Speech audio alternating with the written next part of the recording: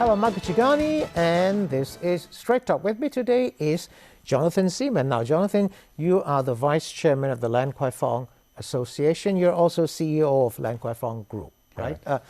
And the name people know sounds familiar. Your dad is Alan Seaman, and he's been here quite a few times before. Now, the reason I invited you here today, Jonathan, is, as you know, we're now in the fourth wave of this coronavirus, and bars are shut, and schools now have been closed, and there's talk of even tighter restrictions, restaurants closing at 10 p.m. rather than 12.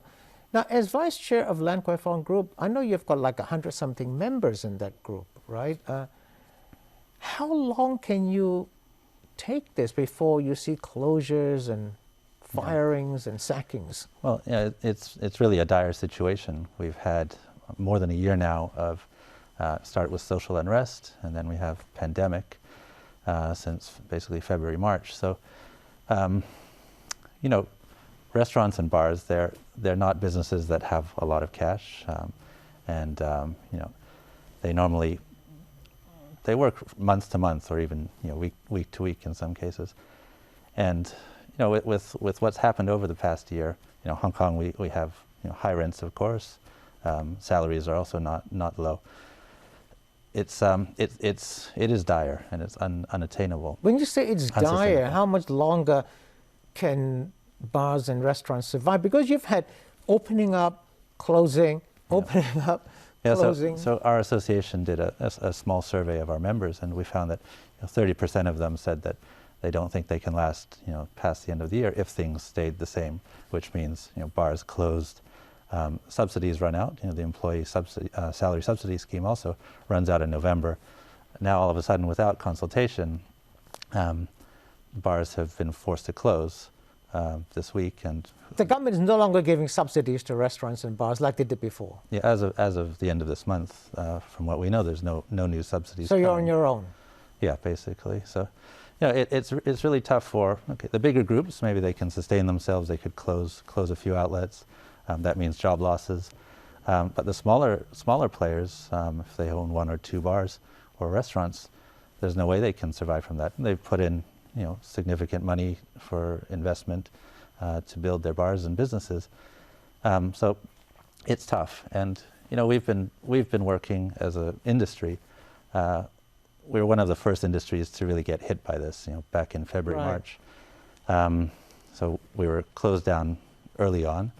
And then very quickly, before there's any regulations or guidelines, we came up with our own guidelines, masking up all of our staff, hygiene measures, and then also contact tracing by asking people in those days to fill out a form to see. When they go to bars and restaurants? Yeah, to fill out a form to say whether you've been overseas or whether you have any symptoms and things like that. So, we've been very proactive.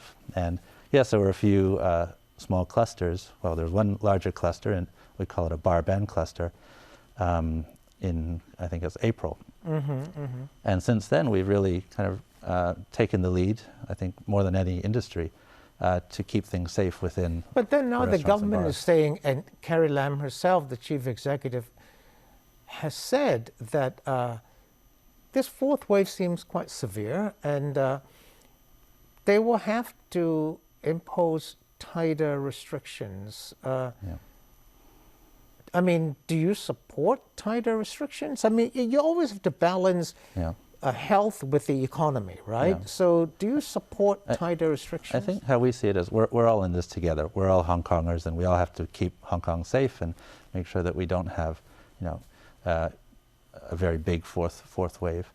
But I think the thing we have to remember is there's going to be a fourth wave. There's a fourth wave. We are in a fourth wave. There's going to be a fifth wave, a sixth wave, even a seventh wave.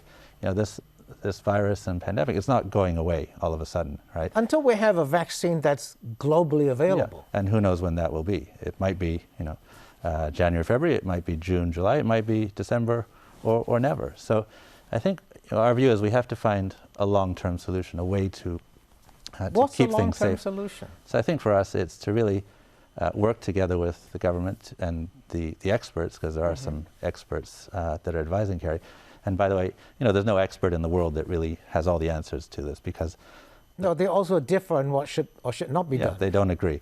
And it's a problem. You need experts in microbiology, infectious diseases, but also economy, human behavior, right? Because it's not just the virus that you have to control, it's also human behavior that we need to deal with. So I think for us as an industry, we believe continuing to have distance between customers and tables. So in bars right now, you have 2 people per table, and you have 1.5 meters between But the each bars table. are closed now anyway. Yeah, up till this week.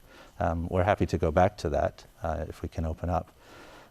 Restaurants, 4 people per table and 1.5 meters between tables, or an effective partition. Can you survive for long on that, Jonathan?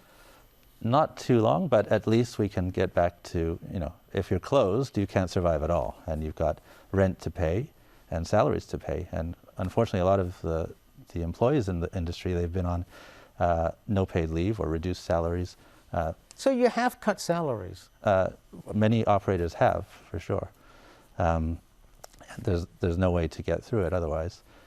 So, for us, we view QR code tracing as the most important, because how can we keep things safe? How can we go back to kind of a new kind of normal if we know every customer that's come into a bar or a restaurant or a karaoke club? Then in case there's any infection, it's easy to trace back who's been there, and then we can manage these clusters. The problem with the dance hall cluster right now that we see. Yeah, I was going to ask you this. I mean, does it make sense that bars have closed, and we talk about restricting opening hours for restaurants at 10, but the dance schools haven't been hit hard, and the clusters were there. And that's what I think the public and the industry is quite upset about, because. Are you upset about that? I'm upset about that, because the F&B industry has been doing our best, being proactive, working with the FEHD, whereas the dance hall studios, a lot of them are unregulated, a lot of them are classified as fitness studios. So because of the problem that happened, a huge cluster that happened in a dance studio that has nothing to do with the F&B industry, and by the way, bars and clubs have not been able to do dancing since already, I think, March or April. So, because of a cluster in an unrelated industry, so then. And so you're angry with that, because you say, you quite rightly, the government says it was difficult to deal with these dance schools because they're unregulated. Yeah. But you know where the dance schools are. Yeah. It's quite easy for the government to say, okay, regulated or not, you're not allowed to open, because the cluster started there. But they didn't do that. Yeah. And they shut schools, they shut bars. Well, and I think when it comes to, my view, it's much better to push the public into regulated spaces, right? People are people. We're social animals, and they're going to find ways to socialize, whether it's going to people's houses for parties. 20. I saw social media this weekend. 20 to 30 people, gathered into a small apartment, having a party. We had one of our pizza operators. They delivered 170 pizzas to one customer. So you're kidding. That's 170 pizzas to one customer. Yeah, and so they must be having a big party. Exactly. So that's where you're going to get the new clusters, and we've seen that people going to hotels and having parties and suites. Right. And now the government is regulating that, but the food and beverage outlets are regulated. They have been regulated for years, right? For decades, and we have a good dialogue with the FEHD. There's other parts of the department, maybe of the government, like the health department, and even the experts, where I think we can have more dialogue in order to keep the fourth wave from growing and keep a fifth wave from happening. Jonathan, this is straight talk, as you know. Give me a straight answer on this. Do you feel that the catering industry, bars, restaurants, have been unfairly targeted, and that the government hasn't handled this outbreak as well as it should have or could have? Based on the data, then yes, I do think it's been unfair. It's been unfair, It's right? been unfair. If you take the bar and band cluster that it's called, that happened in Lan Kwai Fong a few months ago, early on in the pandemic, That's really an outlier, right? That was 74 cases, you know, it was the largest cluster of the time, 74 cases that were all interrelated from a band that lived together in a dormitory, Correct. came in from overseas, infected each other, and then as a group, there's 14 band members, as a group went to 3 different venues throughout Hong Kong and infected people. So that gave us 74 cases. The total number of cases in the bar industry at the time was 94. So But that's a lot less than the dance schools now. And it's no more, if you look at the data, it's on average, it's no more unsafe than schools, than elderly homes, etc. So we do feel it's been unfair because we're legitimate businesses. We're regulated. We're willing to do anything we can. We've come up with our own QR code system before the Leave Home Safe app came out from the government. We've been recording people's contact details coming in. So we can't survive, or the operators can't survive if this goes on anymore. So we really need to find a way forward, because it's not about just the 4th wave. It's about how do we survive till the end of the pandemic. Quick break, see you soon. Don't go away.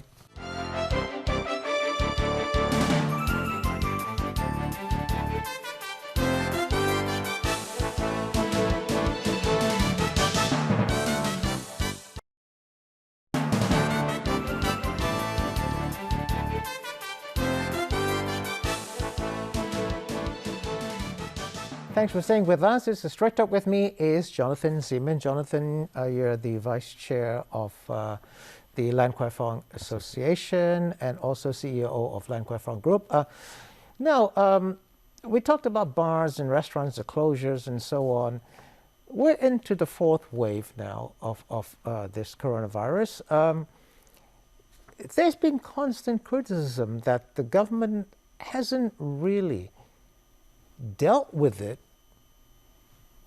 in the way that it should have, because if you compare Hong Kong with places like Taiwan and Macau, they did quite well, right? But we haven't done as well. Do you agree that perhaps the government policies have been wrong all the time? Well, as I said earlier, I don't think anyone has the right answer for everything when it comes to the pandemic. But Hong Kong, globally, if you look at it, we've done okay, right? Well, compared to the U.S. and Europe, yes. Yeah, but not compared to like Taiwan. Those close neighbors, not as well maybe. But I think that Hong Kong, we have the people in Hong Kong that have done a really good job. I think everyone from early on was wearing masks. Yes, we had some expats at the beginning who didn't quite understand and came from a different culture, but very quickly, I think the people of Hong Kong figured out the way to, and probably the experience with SARS helped a lot.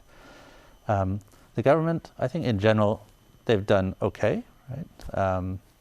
We have low case numbers, but then we have another 4th wave coming now, and the 4th wave, if you take out all of the dance studio numbers, it's not such a big wave, I guess you can say. What I'm more concerned about is the untraceable cases, rather than the the outlier of the dance. Well, studios. 3 weeks or so to Christmas. Christmas is the busiest time for bars and restaurants, entertainment venues. Yeah. Lan Kwai Fong, Christmas Eve, New Year's Eve, it's packed. Yeah. What happens this year? It's going to be tough. The industry, the catering industry, food and beverage, we employ 320,000 people in Hong Kong. But if bars are shut on New Year's Eve or Christmas Eve, if they remain shut, we don't know. If they remain shut, they'll be out of business. What happens then? They'll be out of business. There's no way to to really sustain a year. And remember, they've been shut for, I think it's almost 4 months if you add it up through the year. There's no way for them to go on. In the meantime, people. So if nobody knows, right? If this wave continues and more clusters are found, then bars will remain closed. Restaurants will have even tighter restrictions. We're not going to be able to talk about Christmas at Lan Kwai Fong or New Year's at Lan Kwai Fong. Or at any bar in Hong Kong. But that's why what the industry believes is that it's it's better to put the people into those regulated spaces, right? To let them celebrate, 4x4 or 2x2 in those regulated spaces, rather than going to their homes, to people's homes, or on junk parties. Where you can have like larger groups and it'll spread even more. Exactly. So it's a really, really serious situation that, so I said the pandemic, it's not only a health situation, it's also an economic situation, and we have to find a balance between both. It doesn't mean that health takes a backseat to economic. No, definitely not. But it's important, in order to survive the fourth wave and then the coming fifth wave, sixth wave, it's important to just find ways to get to, to make things safe. Well, one of the things that the government says can make things safe is this Leave Home Safe QR code, which restaurants and bars and other places are required to have now. But the government has not gone to the point where it says that it is mandatory for you to do this QR code to enter these premises. Some premises may make it mandatory themselves, but it's not mandatory at this point. Now, Leave Home Safe says that, okay, it's a safety thing, but then some people, there's a lot of distrust of the government among Hong Kong people. And they say, no, this thing is going to track me, information is going to be sent to places that I don't want it to be sent to. Is that going to discourage people from going to bars and restaurants if it becomes compulsory? I don't think it should, because really that is, to me, the only way that you can make things safe. Because if you can, scan customers on the way into a restaurant or a bar, you know what time they've been there at. Then if an infection, arises at the same time. But there's a little distrust of the government. Then you can go back and let them know. So, yes, there's distrust of the government, like in many places. But like when we had this testing scheme, citywide testing scheme, only 1.7 million people chose to do it. My philosophy is like this. Google, Facebook, everyone's happy to use those services. They're tracking far more than I know, but they're not the Hong Kong government. That's the thing. Maybe they're much worse. I mean, their distrust began last year during the protests, right? So there's a lot of distrust now, and the government admits that there is distrust. But I think if you look at the technology behind it, I'm quite a technical person myself. The app itself does not send a message to a server or the cloud anywhere. All the information stays on your phone. It's only when there's an infection that your phone is notified, and then you can take action and self-quarantine or go to a quarantine center. So, to me, that's the only way we're going to get past this and to live life as normal. Singapore themselves, they've had they call it, I think, safe entry app. I think UK's got something similar to it, right? And in Singapore, from what I understand, you have to use it for all buildings, all restaurants that you enter. You have to scan. And that's the way they went from having. But the reason why I say there's so much distrust is, for example, some people now feel that the government's plan to get young people going to the Greater Bay Area to start businesses and so on. There are already suggestions on social media and so on that it's a government trick to get young people over there so they can be arrested. I think what's important is to not politicize the pandemic, because if you look at, say, in the US or even parts of Europe, it's really been politically charged. Well, wearing a mask is a political issue in the US. Wearing a mask it means that you're a supporter of Trump. A supporter of Biden.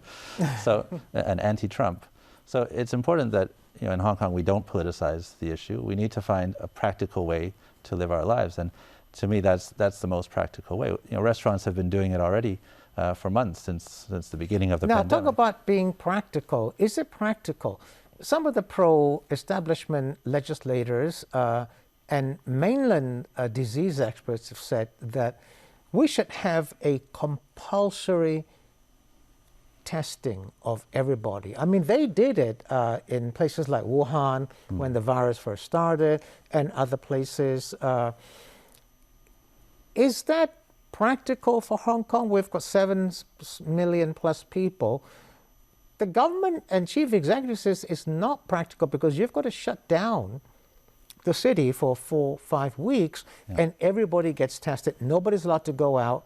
And then once you've done that, you know where the sick people are, and then life can resume. It's a sacrifice for a month, and then everything is back okay. Is that practical for Hong Kong? I think the nature of Hong Kong means it's not practical to shut down the city for 4 weeks or so. You wouldn't support something like that? No, I support more testing for everyone because the industry, the F&B industry, we've already been doing testing since months ago. We've been working with the FAHD and different private companies to do testing of all of our employees on a regular basis, and that we think is very important. Any workers that are in kind of a high-risk situation where they're facing customers or dealing with customers, or whether it's transport workers or taxi drivers, I think that they should get tested. Whether or not to make it mandatory, that's a different thing. Well, in the U.S. and the UK, they're going to start vaccines. UK, I think, said going to start next week. U.S. couple of weeks down the road, they'll start giving vaccines to the people who need it most. It'll be a while before it reaches Hong Kong. Would you? I was going to say, and who knows whether that's whether they're going to be effective or not. Exactly. I was going to ask you that. I mean, would you take a vaccine? Not at this early stage, but after a while, maybe. You won't start. You won't take it. You won't take it now. I wouldn't. Firstly, I'm not in the high risk category. So if it's high risk categories like healthcare workers, it's a different story. No, what I meant was, do you trust a vaccine that's been developed so fast? Personally, it's a vaccine that's developed so quickly. It's better to wait a little bit more time. But that's, I think, a question of vaccination. And let others be the guinea pig first. Well, let the experts tell me about that. But I think shutting down Hong Kong as a city is difficult. People live in small spaces. If you live in a tongfang, right, like a subdivided flat, how do you stay inside the flat for 4 weeks? The average. And how do you? Where do you have the system where they had in Mainland China, where food is delivered to your home? Sure. And how do you pay your rent? How do you? It's not really feasible for Hong Kong, but I think widespread testing definitely should be done. Mandatory testing? Mandatory, I think, is difficult, right? Because if you just test, you test the whole population once, but they're still coming and going everywhere, it doesn't really help you. So I think that regular testing of high-risk people, then sure, that makes a lot of sense, and that's what a lot of the industries are doing now. Well, let's hope that we do have a Christmas of some sort if this fourth wave ends. Thanks for watching. See you next time. Good evening.